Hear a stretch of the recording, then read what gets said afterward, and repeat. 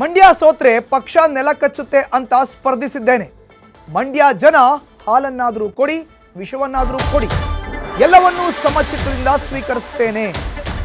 ಈ ಮಾತನ್ನ ಹೇಳಿರೋದು NDA ಅಭ್ಯರ್ಥಿ HD ಕುಮಾರಸ್ವಾಮಿ.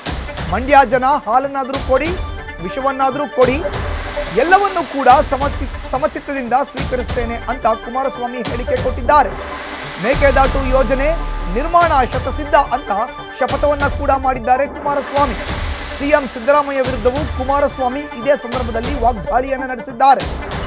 ಮಂಡ್ಯದಲ್ಲಿ HD ಕುಮಾರಸ್ವಾಮಿ ಭಾವನಾತ್ಮಕವಾದಂತಹ ಮತಬೇಟೆಯನ್ನ ಆರಂಭಿಸಿದ್ದಾರೆ.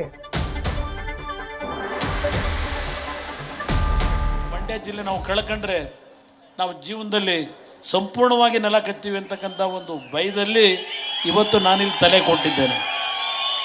ಮಂಡ್ಯ ಜಿಲ್ಲೆಯ ನನ್ನ ತಂದೆ ತಾಯಂದಿರು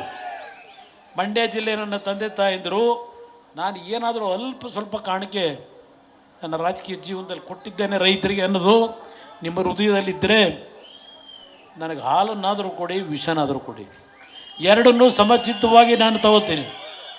ಯಾರ ಬಗ್ಗೆನೂ ದೂರಲ್ಲ. ನಾನೇನಾದರೂ ಸಣ್ಣ ನಾನೇನು ಎಲ್ಲ ಮಾಡಿದ್ದೇವೆ ಅಂತ ಹೇಳಲ್ಲ. ನನಗೆ ಸಿಕ್ಕಿದ್ದು 2 ಅವಧಿ ಅಧಿಕಾರ.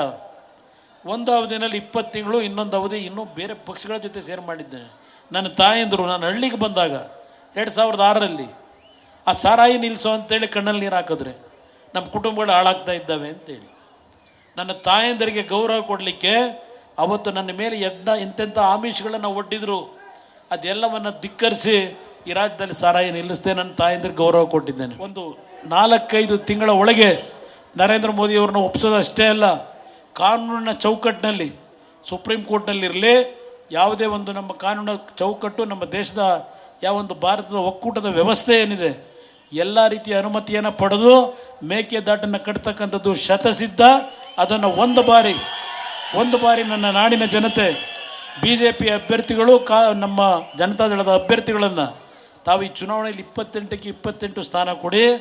ಪ್ರಧಾನಮಂತ್ರಿಯವರ ಹತ್ರ ಅಷ್ಟೇ ಅಲ್ಲ, ಒಂದು ಕಾನೂನಿನ ಚೌಕ ಇದ್ದರೆ ಬರೀ ಮೇಕೆದಾಟ ಅಷ್ಟೇ ಅಲ್ಲ, ನಮ್ಮ ಜನತೆಯ ಒಂದು ಹೊಲಕ್ಕೆ ನೀರನ್ನು ಹರಿಸ್ತಕ್ಕಂಥ ಕೆಲಸವನ್ನು ಎಲ್ಲ ರೀತಿಯಲ್ಲಿ ಎಲ್ಲೆಲ್ಲಿ ಸಾಧ್ಯವೋ ಅದು ಎಲ್ಲವನ್ನು ಕೆಲಸವನ್ನು ಜಾರಿಗೆ ತರೋದು ನಮ್ಮ ಕೈಲಿ ಸಾಧ್ಯ ಆಗದೇ ಇದ್ದರೆ ಮುಂದಿನ ಚುನಾವಣೆಯಲ್ಲಿ ನಾವು ಓಟ್ ಕೇಳೋಕ್ಕೆ ಬರಲ್ಲ. ಇದು ನನ್ನ ಶಪಥ. ನನ್ನ ತಂದೆ ತಾಯಂದಿರು ಈ ಒಂದು ನಿಮ್ಮಲ್ಲಿ ಇಟ್ಟಿರ್ತಕ್ಕಂಥ ಮನವಿಯ ಮೇಲೆ ವಿಶ್ವಾಸ ಇಡಿ. ಸಿದ್ದರಾಮಯ್ಯನವರೇ, ಇವತ್ತು ನಿಮ್ಮ ಅಹಮ್ಮೇನಿದೆ ಕುಮಾರಸ್ವಾಮಿನ ಮಂಡ್ಯದಲ್ಲಿ ಸೂರ್ಯಚಂದ್ರ ಹುಟ್ಟೋದು ಎಷ್ಟು ಸತ್ಯವೋ ಅಷ್ಟೇ ಸತ್ಯ. ಮಂಡ್ಯದಲ್ಲಿ ಕುಮಾರಸ್ವಾಮಿ ಸೋಲಿಸ್ತೀವಿ ಅಂತಕ್ಕಂಥದ್ದನ್ನು ಏನು ಹೇಳಿದ್ದೀರಿ? ನಿಮ್ಮ ಕೈನಲ್ಲಿ ಆ ಶಕ್ತಿ ಇಲ್ಲ.